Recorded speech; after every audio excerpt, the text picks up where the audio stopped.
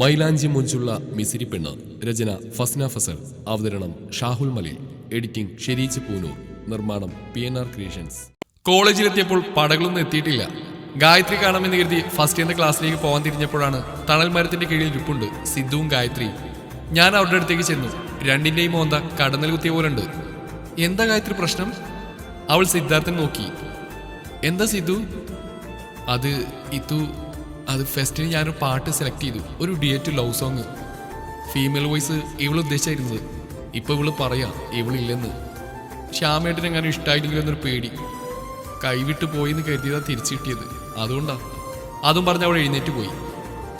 സിദ്ധു പാവം പേടിച്ചിട്ടാണ്. പോട്ടെ, നിനക്ക് ഫീമെയിൽ വോയിസ് പാടാനല്ലേ? ഞാൻ മതിയോ? ഇത്തു പാടുവോ? ആ, വലിയ ബോറല്ലാതെ. ഓ മതി, ഇത്തു മതി. ഏതാ സോങ്? അമൃത സിനിമയിലെ മുത്തേന്തിനെ കണ്ടിട്ടിന്നൻ. ഓക്കെ. ചെറിയ രീതിയിലുള്ള പ്രാക്ടീസൊക്കെയായി അന്നത്തെ ദിവസം അങ്ങനെ കടന്നുപോയി. വൈകിട്ട് ഫ്ലാറ്റിലെത്തി അത്യാവശ്യം ജോലികളൊക്കെ തീർത്തു. സന്ധ്യയായപ്പോഴേക്കും സ്റ്റുഡന്റ് ഹാജർ വെച്ചു. ഇവള് വെച്ച് നോക്കുമ്പോൾ ബെൻസീർ എന്ത് ഭേദാണ്.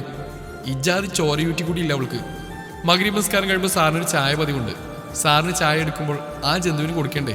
അല്ലെങ്കിൽ സാറ് ചോദിക്കില്ലേ? എന്റെ വിധി. ഞാൻ ചായയുമായി ചെല്ലുമ്പോൾ സാറിന്റെ പഠിപ്പിക്കലും അവളുടെ വായ്നോട്ടവും തകൃതിയായി നടക്കുന്നുണ്ട്. ഈ ചായ അവളുടെ മോന്തക്കം കൊഴിച്ചാലോ? ചായ ഒരു കപ്പ് സാറിന് കൊടുത്തു. അവൾക്കുള്ള കപ്പ് നീട്ടിയപ്പോഴേക്കും എങ്ങനെയോ സ്ലിപ്പായി തൊട്ടപ്പുറത്തിരുന്ന സാറിന്റെ ദേഹത്തേക്കാണ് വീണത്. ആ, എന്താ വിസിരി കാണിച്ച്? ശ്രദ്ധയില്ലേ? സർ, എന്റെ കയ്യിൽ നിന്ന് അറിയാതെ. വേണ്ട. സാറ് വാഷേരിയിൽ നിന്ന് വെള്ളമെടുത്ത് കഴുകുന്നുണ്ട്. സഹായിക്കാൻ നിന്നോളം അവളുണ്ട്. സാറിന്റെ വയറിന്റെ സൈഡിലാണ് ചായ വീണത്. അവൾ ടീഷർട്ടിൽ ചായയായ ഭാഗം കൈ നനച്ച് തുടക്കുന്നുണ്ട്. ഒന്നാറിയ ചായ ആയതുകൊണ്ട് അധികം ചൂട് കാണില്ല. എന്നെ ഒന്ന് ഇരുത്തി നോക്കിയിട്ട് സാറ് പോയി. സാറ് കേൾക്കാനെന്ന വണ്ണം അവൾ എന്നോട് പറഞ്ഞു, കുറച്ചൊക്കെ ഒന്ന് ശ്രദ്ധിച്ചൂടെ മിസ്രി? മറുപടിക്ക് പോലും കാത്തിരിക്കാതെ അവൾ ലിവിംഗ് റൂം ലക്ഷ്യമാക്കി നടന്നു. എനിക്കാകെ സങ്കടം വരുവാണ്. സാറ് വഴക്ക് പറഞ്ഞിട്ടല്ല, അവളുടെ മുമ്പിൽ വെച്ചായിട്ട് എനിക്ക് വിഷമം. അവൾ എന്തോ തട്ടുകയോ മറ്റോ ചെയ്തു. അല്ലാതെ എൻ്റെ കയ്യിൽ നിന്ന് അങ്ങനെ സ്ലിപ്പാവില്ല. അവളുടെ ആശ്വസിപ്പിക്കലും വെള്ളം തളിക്കലും എനിക്കാകെ ചൊറിഞ്ഞു വന്നതാ. പിന്നെ അങ്ങ് സംയമനം പാലിച്ചെന്നേ ഉള്ളൂ. അവൾ സാറിനെ തൊടുന്നതും കൂടി കണ്ടപ്പോൾ എൻ്റെ നിയന്ത്രണം ആകെ പോകുന്ന അവസ്ഥയായി. പിടിച്ചിർത്തി ഒന്ന് പൊട്ടിച്ചാലെന്ന് പോലും ഞാൻ ആലോചിച്ചു. പിന്നെ ഞാനങ്ങ് കടിച്ച് പിടിച്ച് നിന്നു എന്നേ ഉള്ളൂ. ഭക്ഷണം കഴിക്കാനിരുന്നപ്പോഴൊന്നും ഞാൻ സാറിനെ നോക്കാനോ സംസാരിക്കാനോ മെനക്കെട്ടില്ല. ഊണും കഴിഞ്ഞ് ഞാൻ നേരത്തെ പോയി കിടപ്പും പിടിച്ചു. മിസ്രി, മറുപടിയൊന്നുമില്ല. നീ എന്താണ് മിണ്ടാത്തേ? വഴക്ക് പറഞ്ഞിട്ടാണോ? കുറച്ച് ശ്രദ്ധയ്ക്ക് വേണ്ട ചെയ്യുന്ന കാര്യത്തിൽ. എനിക്ക് പകരം അത് അവളുടെ ദേഹത്തെങ്ങാൻ വീണിരുന്നില്ലോ. ഓ, അപ്പോൾ അതാണ് സാറിൻ്റെ സങ്കടം അല്ലേ? നീ എന്താ ഒരുമാതിരി ചീപ്പായി സംസാരിക്കുന്നത്? അതെ, ഞാൻ ചീപ്പാണ്. അതുകൊണ്ട് തന്നെ. ഛേ, നീ എന്താ ഈ പറയുന്നത്? സർ, അവൾ നമുക്കിടയിൽ ഒരു പ്രശ്നം തന്നെയാണ്. എത്രയും പെട്ടെന്ന് ഒഴിവാക്കുന്നത് തന്നെയാണ് നല്ലത്. നിന്റെ ചിന്താഗതി മാറിയാൽ മതി, വേറൊരു കുഴപ്പമില്ല. അപ്പോൾ എനിക്കാ കുഴപ്പമല്ലേ? അതെ, എനിക്കാ കുഴപ്പം. കരഞ്ഞുകൊണ്ട് അവൾ കട്ടിലിൻ്റെ ഒരു സൈഡിലേക്ക് നീങ്ങിക്കിടന്നു. മിസ്രി, എന്നെ തൊടേണ്ട പ്ലീസ്. അസ്വസ്ഥത നിറഞ്ഞ മനസ്സുമായി ഞാൻ നിദ്രയെ പുൽകി. ദിവസങ്ങളങ്ങനെ കഴിഞ്ഞു പോയി. അതിനിടയിൽ മുന്താസിന്റെ കല്യാണത്തിനും ഒരു ചടങ്ങിനെന്ന പോലെ പങ്കെടുത്തു. ദിവസങ്ങളങ്ങനെ കൊഴിഞ്ഞു പോകുന്തോറും ഞങ്ങളിൽ അകൽച്ച കൂടിക്കൂടി വന്നു. കിടപ്പറയിൽ വരെ ഞങ്ങൾ അന്യരായി. സംസാരം വരെ വെറും ഔപചാരികതയോടെ മാത്രമായി. ഞാനൊരു കാര്യം അത്രമേൽ ആവശ്യപ്പെട്ടിട്ടും മൈൻഡ് ചെയ്യാത്തുള്ള അമർഷായിരുന്നു എനിക്ക് മനസ്സ് മുഴുവൻ. അതാണ് സൗമ്യമായി ഇടപെടാൻ പോലും മടിച്ചത്. അടുത്ത ആഴ്ച കോളേജിൽ ആർട്ട് ഫെസ്റ്റാണ്. പ്രാക്ടീസൊക്കെ തകൃതിയായി നടക്കുന്നുണ്ട്. സിദ്ധുവിൻ്റെ കൂടെ ഡ്യുവറ്റ് പാടുന്ന സാറിനോട് മനഃപൂർവ്വം പറഞ്ഞില്ല. നാളെയാണ് ആർട്ട് ഫെസ്റ്റ്. പ്രാക്ടീസാണ് ഇന്ന് മൊത്തം. ഒക്കെ കഴിഞ്ഞ് സാറിന് അന്വേഷിച്ചപ്പോഴാണ് സാറ് തലവേനയായതുകൊണ്ട് നേരത്തെ പോയിന്ന് ഷാജി സാർ പറഞ്ഞത്. എന്തൊരു മനുഷ്യനാണ്, ഒന്നും പറയാൻ പാടില്ലേ? കഷ്ടം. ഫ്ലാറ്റിലെത്തി 8th ഫ്ലോറിൽ ലിഫ്റ്റ് ഇറങ്ങിയപ്പോൾ ഞാൻ കണ്ട കാഴ്ച, എൻ്റെ പടച്ചവനെ, എനിക്ക് സന്തോഷമായി. ഹാപ്പി ജാമിൻ്റെ പരസ്യത്തിലെ ആ കുട്ടി പറയും പോലെ സന്തോഷം കൊണ്ട് എനിക്ക് ഇരിക്കാൻ വയ്യേ. ഞാനിപ്പോൾ മാനത്തും മാവിലും വലിഞ്ഞു കയറും. അതാണിപ്പോൾ എൻ്റെ അവസ്ഥ. രൂപ അവിടെ അടുത്തേക്ക് അവളും തടവിക്കൊണ്ട് ഞങ്ങളുടെ ഫ്ലാറ്റിൽ നിന്ന് ഇറങ്ങിപ്പോകുന്നു. ദേഷ്യത്തിൽ തിരിഞ്ഞു നോക്കുന്നുണ്ട്. എനിക്ക് വയ്യ. സന്തോഷം വന്ന് ഉച്ചസ്ഥായിൽ നിൽക്കുവാണ്. അവളുടെ തനി സ്വഭാവം കൊണ്ട് ഞാനില്ലാത്ത തക്ക നോക്കി സാറിൻ്റെ അടുത്ത് ചെന്നതാണ്. സാറ് കാര്യമായിട്ട് സൽക്കരിച്ച് വിട്ടിട്ടുണ്ട്. പെണ്ണിൻ്റെ അണപ്പല് വലത് ഇളകിയാവും. ഇപ്പോൾ ഫ്ലാറ്റിലേക്ക് പോയാൽ ഞാൻ എല്ലാം കണ്ടെന്ന് സാറിന് മനസ്സിലാവും. ഞാൻ മനഃപൂർവ്വം ലക്ഷ്മി ചേച്ചിയുടെ ഫ്ലാറ്റിലേക്ക് കയറി. അപ്പുവിൻ്റെ മുത്തശ്ശിയുടെ അല്പനേരം കുശലം പറഞ്ഞിരുന്നു. രൂപ പിശാചിനെ അവിടെയൊന്നും കണ്ടില്ല. കിട്ടിയ സമ്മാനത്തിൻ്റെ ഹാങ് ഓവറിലായിരിക്കും. അവിടെ ഇരുന്നുള്ള കൊച്ചു വർത്തമാനം പറയലൊക്കെ കഴിഞ്ഞ് ഫ്ലാറ്റിലെത്തിയപ്പോൾ സാറ് TV ചാനൽ മാറ്റി കളിക്കുന്നുണ്ട്. ശ്രദ്ധ TV-യിലൊന്നുമില്ല. എന്നെ കണ്ടു. തലവേദന കുറവുണ്ടോ? ആ. ചായ ഇട്ടായിരുന്നോ? ഇല്ല. ഞാൻ ചായ ഇടാം. നാളെ കോളേജിൽ ആർട്ട് ഫെസ്റ്റ് ആണ്. ക്ലാസ് ഒന്നുമില്ല, എല്ലാവരും പ്രാക്ടീസിലാണ്. ചുമ്മാ ഇരുന്ന് ബോറടിച്ചപ്പോൾ തലവേദനയാണെന്ന് ഷാജി സാറിനോട് പറഞ്ഞ് ഞാനിങ്ങി പോന്നു. അവള് വിളിച്ചില്ല, ഡാൻസൊക്കെ ഉള്ളതല്ലേ, പ്രാക്ടീസ് ഉണ്ടാവും. ഫ്ലാറ്റിലെത്തി കടന്നപ്പോഴാണ് കോളിംഗ് ബെൽ അടിച്ചത്. ആരാണാവോ ഈ നേരത്ത്? വാതിൽ തുറന്നു. രൂപ. Good afternoon sir. Good afternoon. താൻ ഇന്ന് ക്ലാസ് പോയില്ലേ? ഇല്ല, സാറ് വരുന്ന കണ്ടു. എന്താ പറ്റിയത്? ഒന്നുമില്ല, നാളെ കോളേജിൽ ആർട്ട് ഫെസ്റ്റാ. പ്രാക്ടീസൊക്കെ നടക്കുന്നതുകൊണ്ട് ക്ലാസ് ഇല്ല, അതുകൊണ്ട് ഞാനിങ്ങ് പോന്നതാ. ലിവിംഗ് റൂമിൽ സോഫയിൽ പോയി ഞാനിരുന്നു. രൂപ എന്താ വന്നത്? പ്രത്യേകിച്ച് എന്തെങ്കിലും പറയാനുണ്ടോ? മിസ്രി എന്തിയേ? അവൾ വന്നിട്ടില്ല, അവൾക്ക് നാളെ ഡാൻസ് ഉണ്ട്, പ്രാക്ടീസിൽ നിൽക്കുകയാണ്. അവൾ എൻ്റെ അരികിൽ വന്നിരുന്നു. സാർ. എന്താ? അവൾ എൻ്റെ കയ്യിൽ പിടിച്ചു. സാർ, സാറിൻ്റെ മുഖത്തേക്ക് നോക്ക്. അവളുടെ കൈ വിടുവിച്ച് ഞാൻ എഴുന്നേറ്റു. സാറെന്തിനാ ഇങ്ങനെ പരിഭ്രമിക്കുന്നത്? രൂപ പോവാൻ നോക്ക്, മിസ്രി ഉള്ളപ്പോൾ വന്നാൽ മതി. സാറെന്താ ഇങ്ങനെ? ഞാൻ ഇങ്ങോട്ട് വരുന്ന ആരും കണ്ടിട്ടില്ല. മിസ്രി ഇപ്പോഴൊന്നും വരില്ലല്ലോ. പിന്നെന്താ സാർ, നമുക്ക് കിട്ടിയ അവസരം എന്തിനാ സാർ നമ്മൾ കളയുന്നത്? അവൾ വന്നതിന് പിറകിലൂടെ എൻ്റെ ഷോൾഡറിൽ കൈവച്ചു. എന്നിട്ട് മുന്നിലേക്ക് വന്ന് കഴുത്തിലൂടെ കൈകോർത്ത് അവൾ എന്നെ കെട്ടിപ്പിടിച്ചു. പിന്നൊന്നും നോക്കിയില്ല, പിടിച്ചവളെ ദേഹത്തു നിന്ന് മാറ്റി നിർത്തി കൊടുത്ത് ഞാൻ അവൾക്കിട്ടൊന്ന്. വന്ന ദേഷ്യത്തിന് ഒന്നിലും നിർത്തിയില്ല. എടി പുന്നാര മോളെ, കാണുന്നവളുമാരെയൊക്കെ കിട്ടുന്ന മറവിലൊക്കെ രതിസുഖം പങ്കിടുന്ന പല കൊഞ്ഞാളന്മാരെ നീ കണ്ടിട്ടുണ്ടാവും. ആ കൂട്ടത്തിലേ ഈ ആഷിക്കിനെ കൂട്ടണ്ട. അവളില്ലാതായപ്പോ വേറൊരുത്തി വിളിച്ചു കയറ്റേണ്ട ഗതികേട് എനിക്കില്ല. കണങ്കൊല്ലാത്ത പ്രണയാണ് അവൾ എനിക്ക് തരുന്നത്. അത് നഷ്ടപ്പെടുത്തി അതിന്റെ പവിത്രത ഇല്ലാതാക്കാൻ നീ കണ്ടിട്ടുള്ള നട്ടലില്ലാത്ത ആണും പെണ്ണും കെട്ടന്മാരുടെ കൂട്ടത്തിൽ പെട്ടവനല്ല ഞാൻ. നിന്നെപ്പറ്റി അവൾ എനിക്ക് മുന്നറിയിപ്പ് തരുമ്പോഴൊക്കെ ഞാൻ അവഗണിച്ചെന്റെയാ ഈ അവസ്ഥയിൽ എനിക്ക് നിൽക്കേണ്ടി വന്നത്. ഇനി ഇവിടേക്ക് വരികയോ എന്തിന് എന്റെ കൺമുമ്പിൽ കാണുക ചെയ്യരുത്. ഞാൻ അവളെ വലിച്ച് പുറത്തേക്കിട്ട് വാതിലടിച്ചു. അവൾ എനിക്ക് മുന്നറിയിപ്പ് തന്ന, പക്ഷേ എന്റെ വിവരമില്ലായ്മയെല്ലാം തിരസ്കരിച്ചു. മുതിർന്നവർ പറയുന്ന നേരാ, പെണ്ണിനെ മനസ്സിലാക്കാൻ പെണ്ണിനെ കൊണ്ടേ പറ്റൂ. ലിവിംഗ് റൂമിൽ അക്ഷമനായി അവളുടെ വരവും കാത്ത് ഞാനിരുന്നു. 1/4 മണിക്കൂറിന് ശേഷം അവൾ വന്നു. എന്നെ നോക്കുകയോ മിണ്ടുകയോ ചെയ്യുന്നില്ല. ഞാൻ അങ്ങോട്ട് ചെന്നു. എന്നിട്ട് അവൾ ഒഴിഞ്ഞു മാറുകയാണ്. ഒന്നും മിണ്ടാൻ പോലും അവസരം തരുന്നില്ല. ഫ്ലാറ്റിലെത്തി ചായയൊക്കെ ഇട്ട് സാറിന് കൊടുത്തു. സാറ് മിണ്ടാനൊക്കെ നോക്കുന്നുണ്ട്. ഞാൻ മൈൻഡ് ചെയ്യാൻ പോയില്ല. ആഹാരം പാചകം ചെയ്യുമ്പോഴും കിച്ചന്റെ സൈഡിലൂടെയൊക്കെ വന്ന് നോക്കുന്നുണ്ട്. സാറ് കാണാതെ ഞാൻ അതെല്ലാം ആസ്വദിച്ചു. ഭക്ഷണം കഴിക്കാൻ നേരവും മുഖത്ത് ഗൗരവം നിലനിർത്താൻ ഞാൻ നന്നേ ബുദ്ധിമുട്ടി. ഇന്നുകൂടി ഗൗരവം നടന്നില്ലെങ്കിൽ ശരിയാവില്ല. 2 ആഴ്ചത്തെ പരിഭവം പറഞ്ഞു തീരുമ്പോൾ ഞാൻ ബാക്കി കാണില്ല. നാളെ എനിക്ക് പ്രോഗ്രാമൊക്കെ ഉള്ളതാണ്. ഒക്കെ കഴിഞ്ഞ് ഞാൻ റൂമിലേക്ക് ചെല്ലുമ്പോൾ എന്നെ പ്രതീക്ഷിച്ചെന്നവണ്ണം സാർ റൂമിലിരിപ്പുണ്ട്. ഫ്രഷായി വന്ന് സാറ് മുഖം കൊടുക്കാൻ ഞാൻ കിടന്നു. അവളോടൊന്ന് സംസാരിക്കാമെന്ന് വിചാരിച്ചിട്ട് അവൾ പിടിതരുന്നില്ല. കിടക്കാൻ വന്നിട്ടും മുഖത്തെ കനത്തിനൊരു കുറവില്ല. മിസ്രി, എനിക്കൊന്ന് സംസാരിക്കണം. എനിക്ക് ഉറങ്ങണം, നാളെ പ്രോഗ്രാം ഉള്ളതാ. പ്ലീസ് പ്ലീസ് സാർ, ഞാൻ ഉറങ്ങിക്കോട്ടെ. ആ ശരി, നീ ഉറങ്ങിക്കോ. കുറച്ച് കഴിഞ്ഞ് അവളെ നോക്കിയപ്പോൾ അവൾ നല്ല ഉറക്കം. ഐ ആം സോറി ഡി, നിന്നെ വിശ്വസിക്കാത്തതിന്, നിന്റെ വാക്ക് കേൾക്കാത്തതിനില്ല. അവളുടെ നെറ്റിയിൽ സ്നേഹത്തിന്റെ പ്രണയത്തിന്റെ ചുംബനമേകി എന്റെ നെഞ്ചിലേക്ക് ചേർത്ത് കിടത്തി ഞാൻ എൻ്റെ പ്രാണനെ. രാത്രി ഞാൻ ഉറങ്ങിയെന്ന് കരുതി എന്നോട് സംസാരിച്ചതും എനിക്ക് മുത്തം തന്നുമെല്ലാം ഞാൻ അറിഞ്ഞിരുന്നു. സാറിന് മാറോട് ചേർത്ത് അണച്ച് എന്നെ ഇറുകെ പുണർന്നപ്പോൾ തിരിച്ചും സാറിനെ വാരിപ്പുണരാൻ എൻ്റെ മനസ്സ് വെമ്പൽ കൊണ്ടു. വേണ്ട, ഞാൻ കുറെ വിഷമിച്ചല്ലേ, ഈ ഒരു രാത്രി സാറ് വിഷമിക്കട്ടെ. രാവിലെ എഴുന്നേറ്റു.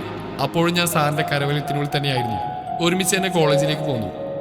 ഡാൻസിനുള്ള പാട്ട് മല്ലു സിംഗ് എന്ന സിനിമയിലെ പാട്ടാണ്. കോസ്റ്റ്യൂം ഗുജറാത്തി മോഡൽ ചുരിദാറായിരുന്നു. ഡാൻസൊക്കെ ലഞ്ച് ബ്രേക്കിന് ശേഷമാണ്. 10 മണിക്ക് ശേഷം പരിപാടികൾക്ക് തുടക്കമായി. കുറച്ച് പ്രോഗ്രാമിന് ശേഷമായിരുന്നു എന്റെയും സിദ്ധുവിന്റെയും പാട്ട്. പാർട്ടി വെയർ ചുരിദാറായിരുന്നു, white and blue combination. Sidhu white ഷർട്ടും ബ്ലൂ ജീൻസും ആയിരുന്നു വേഷം. അങ്ങനെ കാത്തിരുന്ന് ഞങ്ങൾ വിളിച്ചു. Please welcome Siddhartha and Nafeesathul Misriya and sing with a beautiful song. Sir നല്ല വെടിപ്പായി ഞങ്ങൾ നോക്കുന്നുണ്ട്. സ്റ്റേജിലേക്ക് കയറുന്നതിനിടയിൽ ഇത്തു സാറിനോട് പറഞ്ഞില്ലേ? ഇല്ല. ദുഷ്ട, സാറിന്റെ നോട്ടം കണ്ടിട്ട് എന്നെ പഞ്ഞിക്കിടുന്നാ തോന്നുന്നത്. നല്ല ബ്യൂട്ടിഫുൾ റൊമാൻറ്റിക് സോങ്. അത് ആ രീതിയിൽ തന്നെ ഞങ്ങൾ ആസ്വദിച്ച് പാടി. സാറിനെ നോക്കുമ്പോഴുണ്ട് മുഖം ചുവന്നതെടുത്ത് സൂചി കുത്തിയാൽ ചോര ചീറ്റുന്ന പരുവത്തിലാണ്. വൈകുന്നേരം കോംപ്രമൈസ് മീറ്റിംഗ് കൂടണല്ലോ, അപ്പൊ ഇതും പറഞ്ഞു തീർക്കാം. അങ്ങനെ പരിപാടികളൊക്കെ ലഞ്ച് ബ്രേക്കിൽ നിർത്തിവെക്കാൻ തുടങ്ങും മുമ്പേ, സ്റ്റുഡൻസ്, നമുക്ക് വേണ്ടി നമ്മുടെ ആഷിഖ് സാർ ഒരു പാട്ട് പാടും, അതിനുശേഷം ലഞ്ച് ബ്രേക്ക്. സാറ് പാട്ട് പാടുന്നുണ്ടെന്ന് എനിക്ക് അറിയില്ലായിരുന്നു. അത് കേട്ടതും ഞങ്ങളെല്ലാവരും കണക്കിന് കുത്തിനൊളിച്ച സ്റ്റേജിന് ഫ്രണ്ടിലെത്തി. സാർ ആ സ്റ്റേജിൽ അങ്ങനെ നിറഞ്ഞു നിൽക്കുകയാണ്. കോഴികൾ സാറിനെ നോക്കി വെള്ളമിറക്കുകയാണ്. പാട്ടിന്റെ മ്യൂസിക് ഒപ്പം സാറിന്റെ മധുരമായ സ്വരം അവിടെ പ്രതിധ്വനിച്ചു. മഹറിൽ നിൻ മനം കോർത്ത് കൊതിയായി മാറിൽ ചാർത്തിയിട്ട് കയ്യിൽ നിൻ കരം ചേർത്തന്ന് ചൊന്നൻ ജീവനാണെന്ന് നിനക്കാ സ്നേഹവും തന്ന് നിഴലായി കൂട്ടിനായി ഇന്ന് എനിക്കായി രാവുറങ്ങാൻ മാറിൽ ചൂടേകും നിലാതാരം കളിയായി ഞാൻ പിണങ്ങുമ്പോൾ മൗനം പൂണ്ടിരിക്കുമ്പോൾ കവിളിൽ വന്ന് മുത്തം തന്ന് കൊഞ്ചും കുഞ്ഞു മനസ്സാണ് മഹറിൽ നിൻ മനം കോർത്ത് കൊതിയായി മാറിൽ ചാർത്തിയിട്ട് കയ്യിൽ നിൻ കരം ചേർത്തന്ന് ചൊന്നൻ ജീവനാണ്.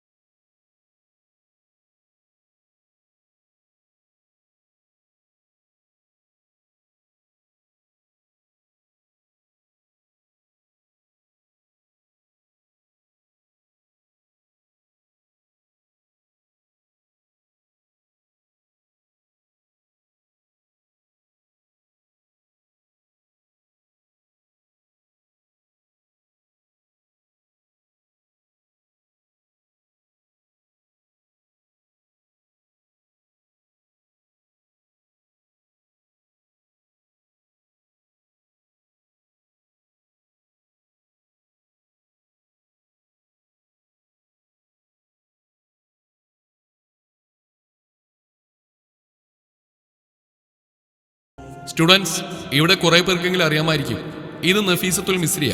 She's my wife. ചില സാഹചര്യങ്ങൾ കൊണ്ട് കല്യാണം ആരെയും അറിയിക്കാൻ സാധിച്ചില്ല. എന്നെ ചേർത്ത് നിർത്തി സാറത് പറഞ്ഞപ്പോൾ ഭയങ്കര അഭിമാനം തോന്നി എനിക്ക്. ലഞ്ചൊക്കെ കഴിഞ്ഞ് അങ്ങനെ ഇരിക്കെ എൻ്റെ ഫോണിലേക്ക് പരിചയമില്ലാത്ത ഒരു നമ്പറിൽ നിന്ന് കോൾ വന്നു. ഞാൻ ഫോൺ എടുത്തു.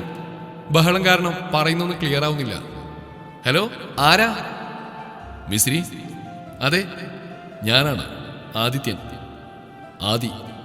പിന്നെയൊന്നും ചോദിക്കാനോ പറയാനോ നിൽക്കാതെ ഞാൻ ഫോൺ വെച്ചു. ആകെ മൊത്തം ടെൻഷനായി. ആദി, അവനോട് നമ്പർ കിട്ടി? എന്തിനാ അവൻ എന്നെ വിളിച്ചത്? വീണ്ടും കോൾ വന്നു. എടുക്കാൻ ധൈര്യമില്ല, കട്ട് ചെയ്തു. വീണ്ടും കോൾ വന്നുകൊണ്ടിരിക്കുകയാണ്. ഞാൻ വേഗം ഫോൺ സ്വിച്ച് ഓഫ് ചെയ്തു. നഫി, വാ, ഡ്രസ് ചെയ്യണ്ടേ? ഐഷു, ദാ വരുന്നടി. എവിടെ പോവാ? സാറിനൊന്ന് കാണാൻ. നിന്റെ സാറിനാരും കൊത്തിക്കൊണ്ട് പോകുന്നില്ല. നീ ഇങ്ങ് വന്നേ, ഇപ്പൊ തന്നെ സമയം വൈകി. അങ്ങനെ പരിപാടികളൊക്കെ നല്ല രീതിയിൽ തന്നെ കഴിഞ്ഞു. എല്ലാവരോടും യാത്ര പറഞ്ഞ് സാറിൻ്റെ കൂടെ പോന്നു. സാറ്റർഡേയും സൺഡേയും കഴിഞ്ഞു. ഇനി മൺഡേ ക്ലാസ് ഉള്ളൂ. ഫ്ലാറ്റിലെത്തി ഡ്രസ്സ് പോലും മാറ്റാൻ മെനക്കെടാതെ ഞാൻ കട്ടിലേക്ക് പറഞ്ഞു. പരിപാടികളെല്ലാം ഉദ്ദേശിച്ചതിനേക്കാൾ നന്നായി തന്നെ കഴിഞ്ഞു. സിദ്ധാർത്ഥിൻ്റെ കൂടെ ഡ്യുവറ്റ് സോങ് പാടുന്ന കണ്ടപ്പോൾ കുശുമ്പ് തോന്നാതിരുന്നില്ല. തിരികെ പോകുന്ന വഴി അവൾ ഭയങ്കര ടെൻസ്ഡായിരുന്നു. ഫ്ലാറ്റിലെത്തി ഞാനൊന്ന് ഫ്രഷായി ഇറങ്ങിയപ്പോൾ അവൾ ഡ്രസ്സ് പോലും ചേഞ്ച് ചെയ്യാതെ കിടക്കുകയാണ്. എന്തോ ഭയങ്കര ആലോചനയിലാണ് കക്ഷി. ഞാനിവിടെ ഉണ്ടെന്ന് അറിയാത്ത മാതിരിയാണ് കിടപ്പ്. ഞാൻ പതിയെ ചെന്ന് കാൽവിരലിൽ പിടിച്ച് ഞെട്ടൊടിച്ചു. അവൾ ഞെട്ടി എന്നെ നോക്കിയിട്ട് വോൾട്ടേജ് ഇല്ലാത്തൊരു ചിരി ചിരിച്ചു. ചിരിക്കുന്നൊരു വോൾട്ടേജ് ഇല്ലല്ലോ, എന്തുപറ്റി? നിന്നെ പിണക്കം തീർന്നില്ലേ? ഏയ്, അതൊന്നുമല്ല. എന്താ, എഴുന്നേറ്റൊന്ന് ഫ്രഷ് ആയി വാ, എനിക്ക് കുറച്ച് സംസാരിക്കാനുണ്ട്. രൂപക്കിട്ട് പൊട്ടിച്ചതാണോ? അത് നീ എങ്ങനെ അറിഞ്ഞു? ഞാൻ അറിഞ്ഞു. എപ്പോ? ഇന്നലെ. എന്നിട്ടാണോടി നീ ഇന്നലെ മസിൽ പിടിച്ച് നടന്ന്? ഇന്നലെ നിങ്ങളോട് സോഫ്റ്റ്നെസ് കാണിച്ചിരുന്നില്ലേ? നിങ്ങൾ 2 ആഴ്ചത്തെ കടം തീർക്കില്ലായിരുന്നോ? കൊച്ചു കള്ളി. പിന്നെന്താ ഈ മുഖത്തിന് വാട്ടം? എന്തായാലും സാരല്ല, ചെന്ന് ഫ്രഷ് ആയി വാ, കുറച്ച് പരിപാടി ഉണ്ട്. അവൾ എഴുന്നേൽപ്പിച്ച് കുളിക്കാനായി പറഞ്ഞു വിട്ടു. കുളി കഴിഞ്ഞിറങ്ങിയിട്ടും മുഖത്തെ ടെൻഷന് മാത്രം കുറവില്ല. എന്താടാ, എന്താ പറ്റിയേ? മുടിയിലെ വെള്ളം പോലും ശരിക്കും തോർത്തിയിട്ടില്ല. ടവലെടുത്ത് ഞാൻ അവളുടെ മുടിയിലെ വെള്ളം തുവർത്തി കൊടുത്തു. അവൾ ഞാനങ്ങ് ഇറുകെ പുടർന്നു. എൻ്റെ നെഞ്ചോട് ചാരി അനുസരണയുള്ള കുട്ടിയെ പോലെ അവൾ നിന്നു. എന്താ പറ്റിയേ? ഞാൻ അവൾ തിരിച്ചിരുത്തി താടിക്ക് പിടിച്ച് അവളുടെ മുഖം ഉയർത്തി. മിസ്രി, പറയടാ, എന്താ? ആദിനെ വിളിച്ചിരുന്നു. എന്തിന്? അറിയില്ല. ചോദിച്ചില്ലേ? അവനാണെന്ന് അറിഞ്ഞപ്പോൾ ഞാൻ ആകെ ഷോക്കായി. പിന്നെ ഒന്നും ചോദിക്കാനോ പറയാനോ നിൽക്കാതെ ഞാൻ ഫോൺ കട്ട് ചെയ്തു. വീണ്ടും വിളിച്ചപ്പോൾ ഞാൻ ഫോൺ ഓഫ് ചെയ്യുകയും ചെയ്തു. എന്തിന്? അവൻ വിളിച്ചാലും സംസാരിച്ചാലും നിനക്കെന്താ? അറിയില്ല. എന്നാൽ അവനിനെ വിളിച്ചാൽ ഫോൺ എടുക്കണം. കാര്യം എന്താണ് ചോദിക്കും വേണം, കേട്ടോ? മിസ്രി, ഇനി കുറച്ചേരത്തേക്ക് നിന്റെ ടെൻഷനൊക്കെ ഒന്ന് മാറ്റി വെക്ക്. ഡി ഒന്നിങ്ങ് നോക്കടി. അവളുടെ കണ്ണിലെങ്ങനെ നോക്കുന്തോറും അതിലെ വികാരങ്ങൾ എന്താണെന്ന് വായിച്ചെടുക്കാൻ പറ്റുന്നില്ല. ആ മാൻപേയുടെ കണ്ണുകളിൽ ഞാൻ എൻ്റെ ചുണ്ടുകൾ ചേർത്തു. ഇങ്ങനെ നോക്കി കൊല്ലല്ല പെണ്ണെ. അവൾ എൻ്റെ വയറിൽ നല്ലൊരു നുള്ളു തന്നു. എൻ്റെ കൈകൾ അവളുടെ മുഖത്തൂടെ എഴിഞ്ഞടന്നു. നെറ്റിയിൽ അവിടുന്ന് പതിയെ അവളുടെ നാസിക തുമ്പിലേക്ക്, അതിലെ വെള്ളക്കൽ മൂക്കത്തിലേക്ക്, അവിടെ നിന്ന് അവളുടെ ആ ചെഞ്ചുണ്ടിലേക്ക്. അവളുടെ അതിരങ്ങളിലൂടെ ഞാൻ മെല്ലെ വിരലോടിച്ചു. അവിടുന്ന് പതിയെ ആ വിരൽ കടിക്കുന്നോടി. അവൾ എന്നെ ചേർത്തണിച്ച് പിടുത്തം ഒന്നുകൂടെ മുറുക്കി. ദീർഘചുംബനത്തിൻ്റെ ആലസ്യത്തിൽ അവൾ എൻ്റെ മാറിലേക്ക് ചാഞ്ഞു. മിശ്രി, നീ എനിക്കിപ്പോൾ ഒരു ലഹരിയാണിടി. നിന്നെ ഞാനൊന്ന് കടിച്ച് തിന്നട്ടെ. നീ കേൾക്കുന്നുണ്ടോ? അവളെ കോരിയെടുത്ത് ആ കട്ടിൽ കിടത്തി. അവളുടെ കഴുത്തിൽ എൻ്റെ അതിരങ്ങൾ എന്തൊക്കെയോ പരതി നടക്കും പോലെ പാഞ്ഞു നടന്നു. ഉള്ളിൽ ഭ്രാന്തി പിടിച്ചു തുടങ്ങിയ വികാരം അവളിലേക്ക് എന്നെ ഒന്നുകൂടി ചേർത്ത് പിടിച്ചു. അവളിലെ നഗ്നത എന്നെ ഉന്മത്തനാക്കി. അവളിലേക്ക് ആഴ്ന്നിറങ്ങും നേരം പരാതിയും പരിഭവങ്ങളുമെല്ലാം അലിഞ്ഞില്ലാതാവുകയായിരുന്നു. മിശ്രി, നിന്റെ ദേഹത്തോട് ഇങ്ങനെ പറ്റിച്ചേർന്ന് കിടക്കാൻ എന്ത് രസമാണ് പെണ്ണെ. നീ ഇല്ലാതെ എനിക്ക് പറ്റില്ലടി. മിശ്രി മിശ്രി മറുപടി ഒന്നുമില്ല. എൻ്റെ മുഖം മറച്ച് കിടന്ന അവളുടെ മുടി മുഴുവൻ ഞാൻ വകഞ്ഞു മാറ്റി അവളെ പിടിച്ച് നേരെ കിടത്തി. എന്താടി? അവൾ എൻ്റെ നെഞ്ചിലേക്ക് ഒന്നുകൂടി പറ്റിച്ചേർന്ന് കിടന്നു. ആദ്യം എന്തിനായിരിക്കും വിളിച്ചത്? അറിയില്ല. എന്തിനായാലും നമുക്കെന്താ? അതല്ല, ഇത്ര വർഷങ്ങൾക്ക് ശേഷം അവൻ്റെ ഒരു വിളി എനിക്കെന്തോ പോലെ. നിന്റെ ഫോൺ എന്ത് ചെയ്യാം? ബാഗിലുണ്ട്. കൈയെത്തിച്ച് ബാഗിൽ നിന്ന് അവൾ ഫോൺ എടുത്ത് ഓൺ ചെയ്തു. ഡാറ്റ ഓൺ ചെയ്തു. തുരുതുരാ മെസ്സേജ്. ഒരു പരിചയമില്ലാത്ത നമ്പറിൽ നിന്ന് ഓപ്പൺ ചെയ്ത് വായിച്ചു. ഹലോ മിശ്രി, ഞാൻ ആദി. പ്ലീസ്, അത്യാവശ്യ കാര്യം പറയാൻ വിളിച്ചതാണ്. ഫോൺ അറ്റൻഡ് ചെയ്യണം. 5 മിനിറ്റ് കഴിയും മുന്നേ ആദിയുടെ കോൾ വന്നു. തുടരും ഈ കഥയുടെ ബാക്കി ഭാഗം നാളെ ഇതേ സമയം.